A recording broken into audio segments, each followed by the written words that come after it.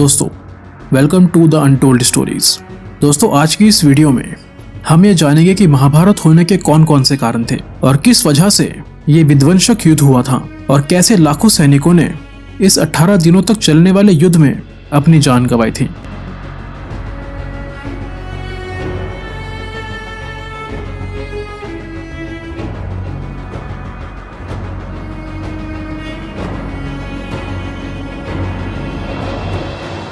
पहला कारण, कौरव के पिता धृतराष्ट्र को बड़े होने के बावजूद राजा की उपाधि नहीं दिया जाना और ये कहना कि धृतराष्ट्र अंधा है तो वो प्रजा का दुख कैसे समझ सकेगा, जिस वजह से कौरवों के अंदर बचपन से ही पांडवों के लिए नफरत बसी हुई थी। दूसरा कारण, जब पांडव जंगल से राज्य में आए तो उन्होंने एक शीश महल बनाया, जिसे देखने के लिए जब दुर्योधन आया तो वो इस महल को देखता ही रह गया, क्योंकि ये एक मायावी महल था। मतलब इसमें वो जिस भी किसी चीज को छू रहा था वो असली जैसी दिख तो रही थी पर थी नकली, और दुर्योधन ने इस तरह का महल कभी देखा भी नहीं था।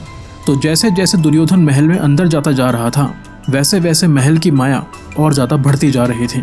तभी वो देखता है कि उसके सामने एक नदी बह रही है, लेकिन जैसे ही वो आगे बढ़ता है वो देखता है कि वो तो सिर्फ एक कारपेट है। ऐसा उसके साथ एक दो बार और हो चुका था, तो उसे लगा इस महल में सब कारपेट नदी के जैसे दिखने वाली हैं। बस वो यही गलती कर बैठता है और आगे चलकर कारपेट समझकर असली की हौज में गिर जाता है। और ये देखकर द्रौपदी बहुत जोर जोर से हंसने लगती है और ये कह देती है कि अंधे का बेटा अंधा। जो बात दुर्योधन को इतनी बुरी लग जाती है कि वो ये सोचने लगता है कि अब इस महिला से मैं किस तरह बदला लूं, और लाल पीला होकर महल से चला जाता है। तीसरा कारण, शकुनी का कौरवों को उल्टी सीधी बातें सिखाना। ऐसा कहा जाता है कि शकुनी ने ही 100 कौरवों के मन में पांडवों के लिए जहर घोला हुआ था। तो जब महल में दुर्योधन की बेइज्जती होने के बाद जब वो अपने महल में आता है तो वो ये सब बातें अपने मामा शकुनी को बताता है। तो शकुनी बदला लेने के लिए पांडवों को चौसर खेलने का न्योता भिजवा देता है, और ऐसा कहा जाता है कि कोई भी राजा चौसर के न्योते को ठुकरा नहीं सकता। अगर वो ऐसा करता है तो उस राजा को डरपोक माना जाता है और वो असली क्षत्रिय भी नहीं होता है। और शकुनी ने पांडवों को इसलिए बुलाया था क्योंकि जो चौसर के पासे थे वो शकुनी के पिता के अस्थियों के बने हुए थे। मतलब शकुनी जो चाहता था उसमें वही नंबर आता था। तो जैसे ही पांचों पांडव और द्रौपदी राज्य में आए तो उन्होंने चौसर का खेल शुरू कर दिया। पर पहले तो शकुनी ने युधिष्ठिर को ही जितवाया, जिससे उसे ये यकीन हो जाए कि ये गेम एकदम फेयर है।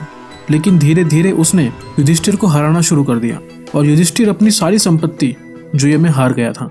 तब शकुनी बोलता है कि अपने भाइयों को भी दांव पर लगा दो, और युधिष्ठिर ऐसा ही करता है और अपने चारों भाइयों को और खुद को भी जुए में हार जाता है। तो इसके बाद युधिष्ठिर कहता है कि अब मेरे पास हारने को कुछ भी नहीं है। तो तब शकुनी कहता है कि अपनी पत्नी द्रौपदी को भी दांव पर लगा दो। अगर तुम जीत जाओगे तुमने अब तक जो भी हारा है वो तुम्हें वापस मिल जाएगा।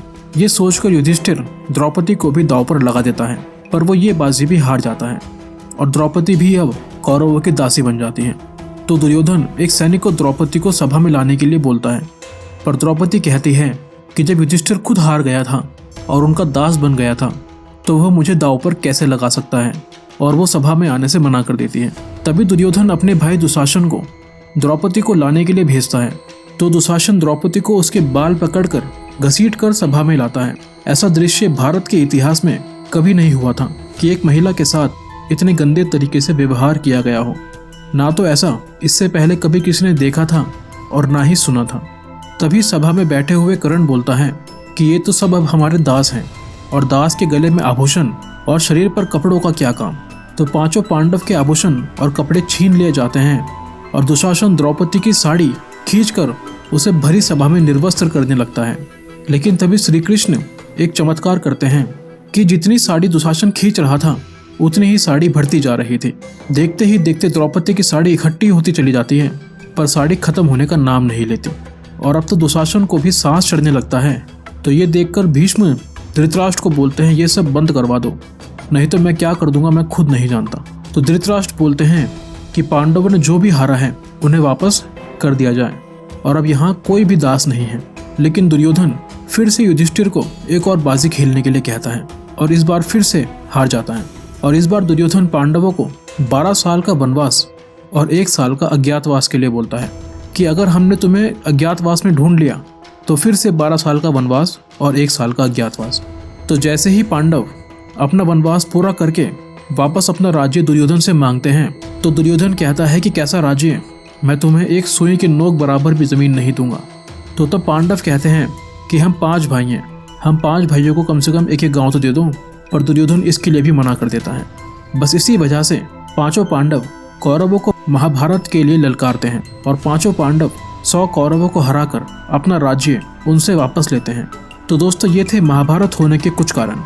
अगर कुछ भूल चूक हो गई हो तो माफ़ कर दीजिएगा, और वीडियो अच्छी लगी हो तो वीडियो को लाइक और चैनल को सब्सक्राइब ज़रूर कर दीजिएगा, जिससे हम ऐसी रोचक कहानियाँ आपके लिए लाते रहें। Thank you.